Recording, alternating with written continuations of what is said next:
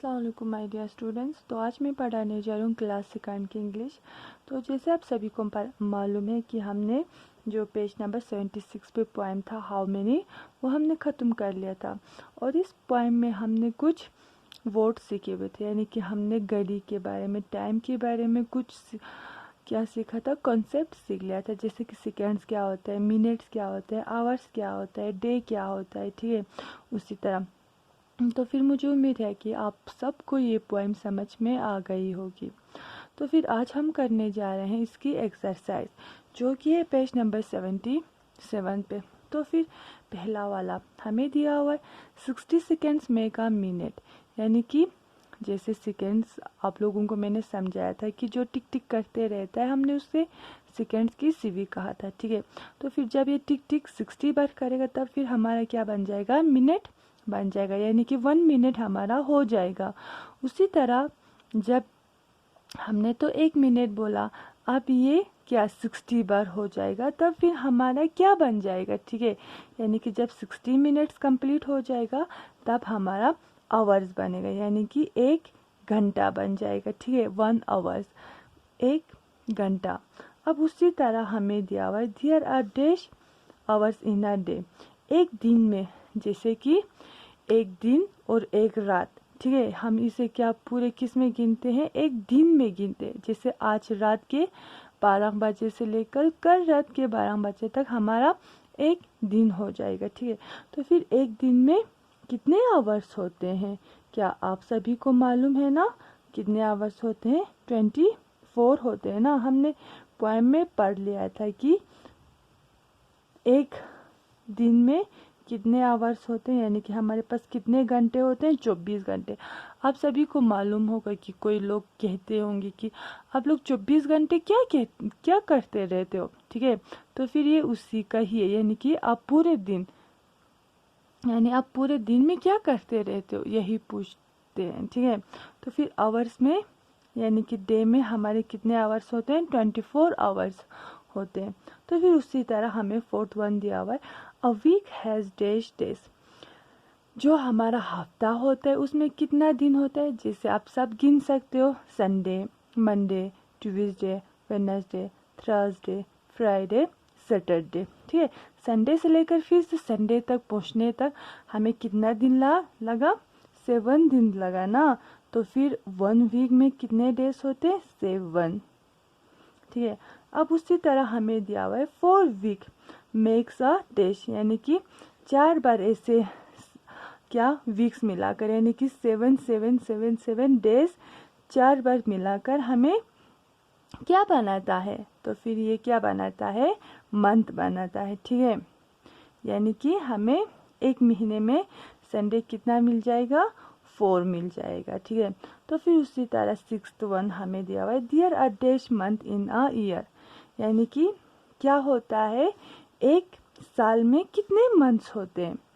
तो फिर जैसे आप सभी को मालूम होगा कि एक साल, एक 1 ईयर्स हम कहते हैं, जैसे अभी 1st ऑफ जनवरी 2020 से लेके कितने तक, 29 दिसंबर 2020 तक हम क्या गिनेंगे, पूरे एक साल गिनेंगे, ठीक है। जैसे 1 जनवरी से आप सब ने देखा होगा कि ईयर चेंज हो जाता है, ठीक है। तब हम क्या गिनेंगे, 1 ईयर गिनेंगे। उसी तरह 1 जनवरी से लेकर 29 जनवरी तक हमें कितने मंथ्स होते हैं, तो फिर आप सब गिन सकते हो, जनवरी, फरवरी, मार्च, अप्रैल, मई, जून, जुलाई, अगस्त, सितंबर, अक्टूबर, नवंबर, दिसंबर, कितना हुआ, यहाँ तक हमारा कितना होता है, 12 होता है ना। तो फिर कितना होता है, हमें एक साल में मंथ्स, यानी कि महीने कितने होते हैं, 12, ठीक है। जैसे 60 सेकेंड्स 1 मिनट को बनाता है, 60 मिनट्स मिलकर 1 आवर्स को बनाता है, यानी कि हमारा 1 घंटा हो जाएगा, ठीक है, जब 60 मिनट्स कंप्लीट हो जाएंगे। उसी तरह एक दिन में कितने आवर्स होते हैं, 24 आवर्स होते हैं, ठीक है, यानी कि 24 घंटे होते हैं। उसी तरह जब क्या 7 डेज मिलाकर क्या बनाता है, 1 वीक बनाता है, यानी कि 1 हफ्ता बनाता है। अब उसी तरह 4 हफ्ते मिलकर क्या बनाता है, एक महीना, यानी कि 1 मंथ बनाता है। उसी तरह एक साल, 12 मंथ्स मिला, जब कंप्लीट हो जाएगा हमारा, तब हमारा एक साल कंप्लीट हो जाएगा। उसी तरह अब हमें आता है थिंक एंड आंसर, आप लोगों को सोच के इनके आंसर देने। तो फिर पहला हमें पूछा हुआ है how many age in a time, यानी कि कितने एज होते हैं एक टाइम में। Why does this speaker say there is no answer to this question. तो फिर जो ये स्पीकर था, यानी कि जो ये पोएम लिखने वाला क्रिस्टीना रोस्टी था, उसने ये क्यों बोला कि इस क्वेश्चन का कोई आंसर नहीं है, ठीक है। तो फिर जैसे कि हमने पोएम में पढ़ा था, जो टाइम होता है वो एंडलेस होता है, यानी कि जो कभी ख़त्म नहीं होता, और ये कभी रुकता नहीं है, यानी कि कभी किसी के लिए भी नहीं रुकता है, ठीक है। तो फिर इसीलिए जो ये स्पीकर है, इसने बोला कि इस क्वेश्चन का कोई जवाब नहीं कि ये जो टाइम है वो कब रुकेगा, क्योंकि हम में से कोई भी नहीं जान सकता कि ये एज कितने साल का होगा, कब ये दुनिया ख़त्म होगी, कब ये टाइम ख़त्म होगा, ठीक है। तो फिर ये क्वेश्चन हमारे लिए क्या है, क्वेश्चन ही रहा है, ठीक है। तो फिर इसका आंसर क्या आएगा, जो यहाँ पे दिया हुआ है, जैसे कि आप सब देख सकते हो ये वाला। तो फिर इसके आंसर मैं यहाँ पे लिख देती हूँ, दिस इज